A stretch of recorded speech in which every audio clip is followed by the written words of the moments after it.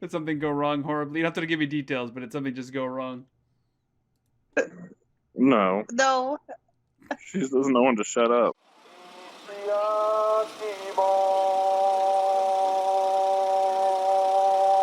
I'll do my exciting intro. Hey everybody, this is Evan Rogers coming at you with online live lessons. We're on lesson 7. This is negative E adjectives. We're with John and Kayla. These happen about 3 times every week, but stuff comes up, so not quite. And you can join in $5 a month, and there's also other ways to support the channel below. All of these videos go up online for free. I haven't put the lessons online through my Patreon account yet, but whatever. I'll get there eventually. What's that? Said slacker. I know, I am a slacker. I found out that my school is going to require my kindergarten daughter to wear a face mask nonstop, and I was like, oh, I have about a week and a half to figure out how to start homeschooling. Anyway, we're doing grammar here. The main focus is negative E adjectives and stuff like that. So let's just get started. You guys ready to go? Yep. I have a strong feeling you guys didn't memorize all the vocab. I was studying. Oh, okay. I'm sure I was- John was too. Come out of the shop. I was. Okay. Well, days of the week. The 7 days of the week all end in yobi. Yobi. The kanji before each are in order, starting with Sunday: sun, moon, fire, water, tree, gold, and dirt. Treat these as nouns. They're generally nouns. We went over how this all works out in the previous video, so check it out. These actually do match up to English, oddly enough. So if you ever think, why is there a fire day? Well, it's the same as Tuesday. Tues is the same as fire in a weird way. All right, E adjective roots. Okay, so I'm throwing out a new concept. So get your linguistic booties attached to your hips, I guess. Roots. The roots, some word groups have roots, verbs especially, and E adjectives. Basically, if you think of a word as a tree, like you have the part that doesn't change, and then like parts that change a little bit, and then parts that change like crazy. The root's the part that generally doesn't change at all. Okay, verbs and E adjectives both have a root. The root of an E adjective is created when you remove the final E sound. There we go. I can speak. This seems minor, but it's a name we give to an important aspect of an important word group because it's going to come up a few times, okay? Mm-hmm. So mabushi, which is it's super bright, like it's blindingly bright, or like the sun is bright. So you see how it's mabushi-i? Well, we take off the E, it's mabushi.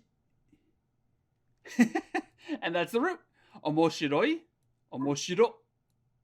Sometimes you will just hear the root by themselves. Tanoshii, take off the E. Tanoshi. Kurai, take off the E. Get kurai, or kura, sorry, excuse me. Okay? Yes. Okay, some of the E adjectives still end in an E sound, but that's not this final E, right? Tanoshii, tanoshi, mabushi-i, mabushi. The shi is just, it just happens to end in an E sound. This isn't really like the final E sound. All right, great. Negative E adjective agglutination patterns. Let's see how well we know what all of that mumbo jumbo meant. What does negative mean? Well, don't all jump in at the same time. John, what's negative mean? Is this a trick question? No. I want to make sure we know what all of these weird words mean. It's the opposite of positive. So, like in a word, when we say like eat, it means don't eat, right? Yeah. Yeah, okay, great. What's an E adjective? Kayla. Okay. Again, these are not trick questions. You might be overthinking it. Just give me some mumbo jumbo describing what an E adjective might be. An adjective that ends in an E? Yeah, great. And adjectives are one of the major 4 word groups in Japanese, 4 or 5, depending on how you want to say it. And adjectives go before nouns, or they act as complements. We've only seen them used as complements. Agglutination. What is agglutination, John? Something to do with butts. Exactly. It's something to do with butts. Verbs and e adjectives agglutinate, so does the word des and other copulas.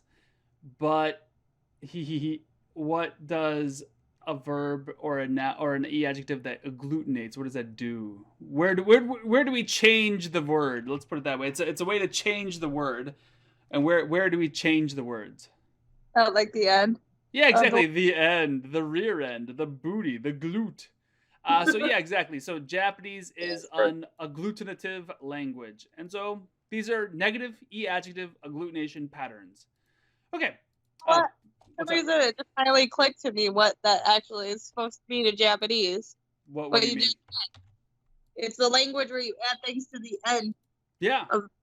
Yeah, I get it now. Yeah, great, awesome. Yeah, it's an agglutinative. Yeah. Great, perfect. I'm glad.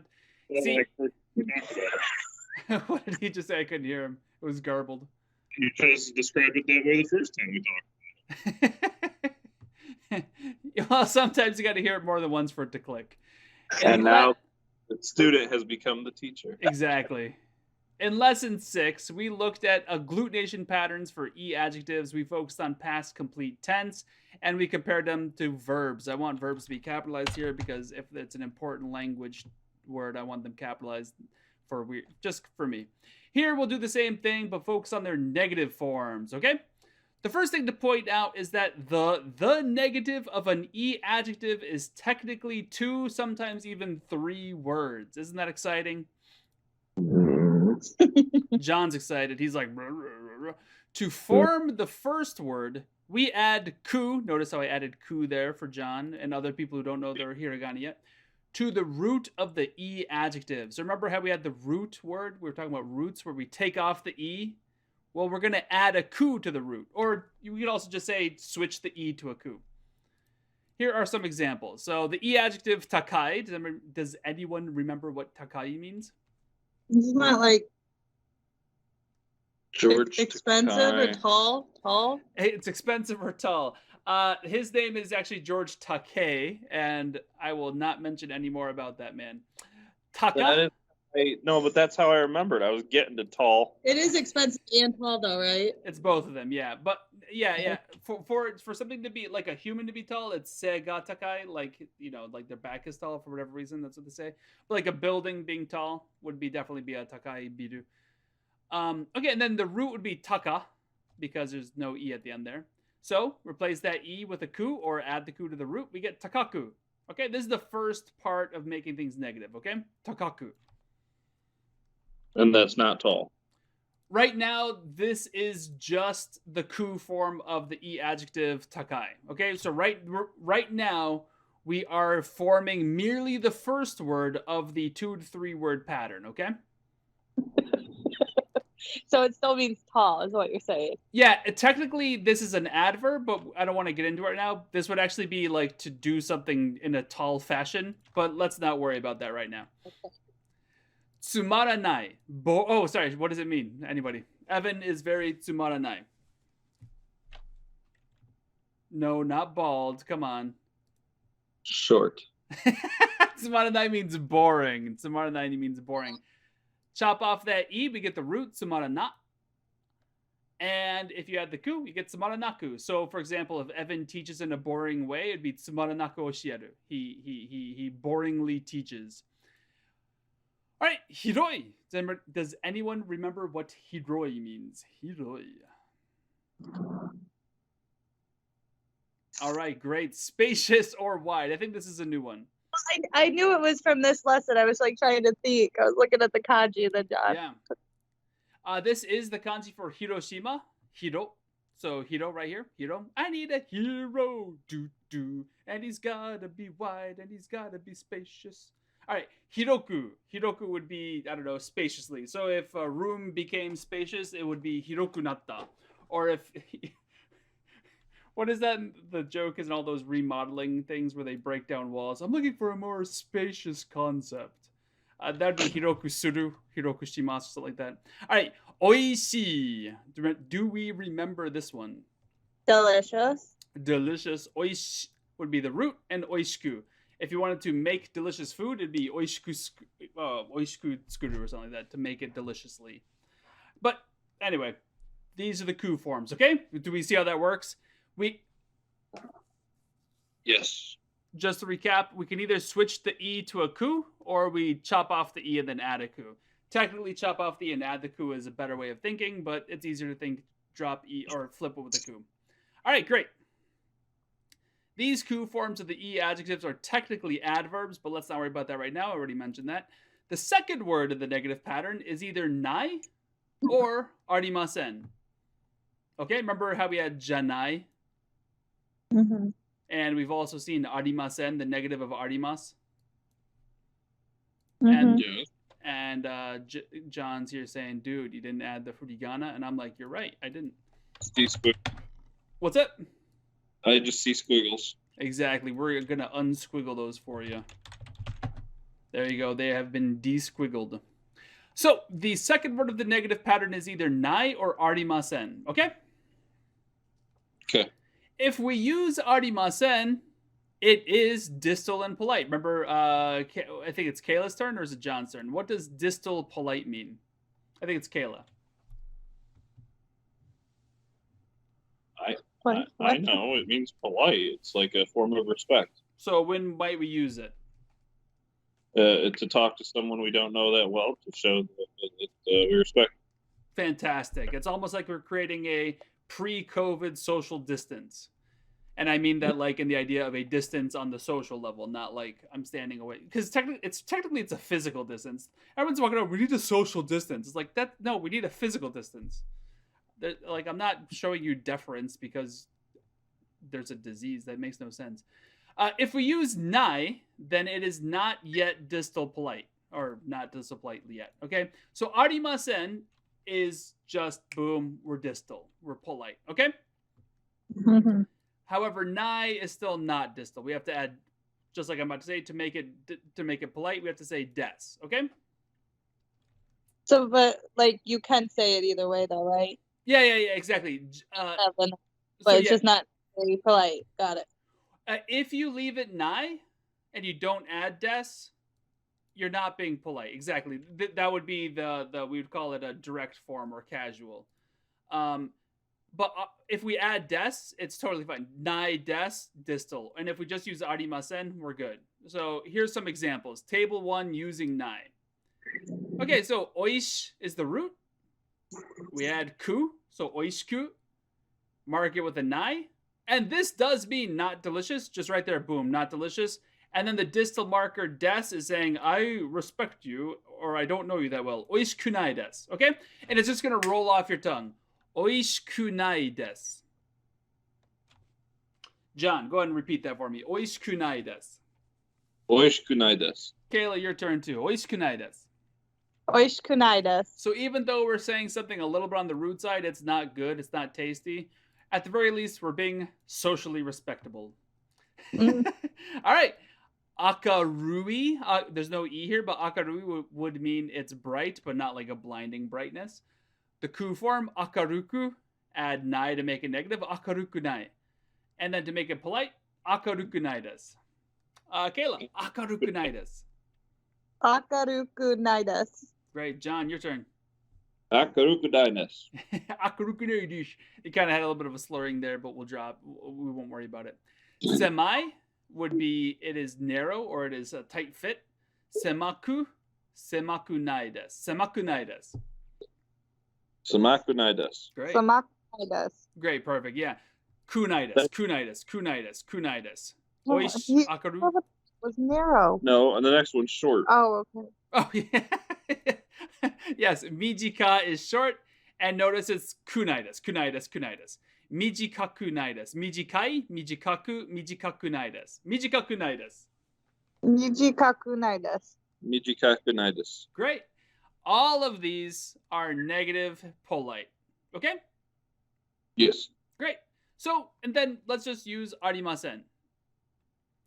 It's a little bit more tricky, but you see arimasen at the end here. Because arimasen is a verb, we're doing the verb stem followed by the distal marking mas, then the negative marker n. So, oishiku arimasen. Oishiku arimasen. Oishiku arimasen. Akaruku arimasen. Akaruku arimasen. Akaruku arimasen. Semaku arimasen. Semaku arimasen. Semaku arimasen. Yeah, exactly. And then we have mijikaku arimasen. Mijikaku arimasen. Mijikaku arimasen. Yeah, great. So, oishiku arimasen, oishiku nai desu. Akaruku arimasen, akaruku nai desu. Semaku arimasen, semaku nai desu. Mijikaku nai desu, mijikaku arimasen. They mean pretty much the same thing. The only difference really is that kunaides is a bit more spoken, and kuarimasen is a bit more. You're gonna find it written more often in maybe like literature, as opposed to like you're texting your friend. Unless you're Captain Raymond Holt, which is a joke for you Brooklyn Nine-Nine fans out there. Okay. I am. I like it whenever he texts Jake. Sincerely, Raymond Holt. The negative and distal markers switched places. This isn't that important, but just notice how negative comes first in the kunaides. Negative comes last with the verbs. The distal marker comes before the negative and the verb with arimasen, and it comes afterwards with the naides. So it's just a little bit strange. We're adding a marker column for the verb in table 2, right? We have a distal marker, right? Or we have the verb stem here. We need to add des in table 1 to make it distal polite. We already figured that out. And in both tables, we're dealing with at least 2 words, right? Semaku arimasen, semaku nai des. Okay? Yes. Okay, great. It's not a big deal. If you just remember kunaides and kuarimasen, you're money in the bank. You ain't got no problems. We're gonna get some Bitcoin stacking satoshis. All right. Now, how about we leave it there for tonight? Because it's already because it's already 9:42. We're gonna learn how to make all of that stuff past tense. Yay! Just to tease, it's actually very simple because arimasen is already a verb, and we already know how to make verbs past tense. So arimasen deshita. Yep. And then nai, if you notice nai, it ends in an E sound. That's because it's an E adjective all by itself, and we just add kata. We just switch that with kata like we did earlier. John's like, yeah, that's great. I want to go drink a beer and get to sleep. So that we'll practice that next time I see you guys, and I'll start making those Quizlet cards. Any questions? Anything you want to know? No. No?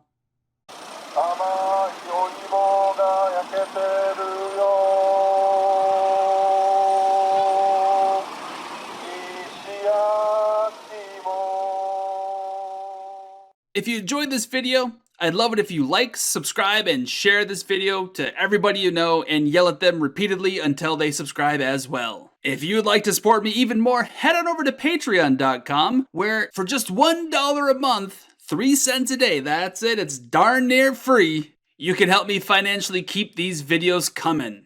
And as a reward for your Patreon donations, you get access to all of the miscellaneous things that I produce to help out my own students who I teach in person, and also just things that I make for myself. And if you want a little bit more bang for your buck, head on over to Teespring, where you can get lots of fun clothing, mugs, stickers, cell phone cases, all that I've designed. More designs to come. I hope you have yourself a happy dappy day. Peace out.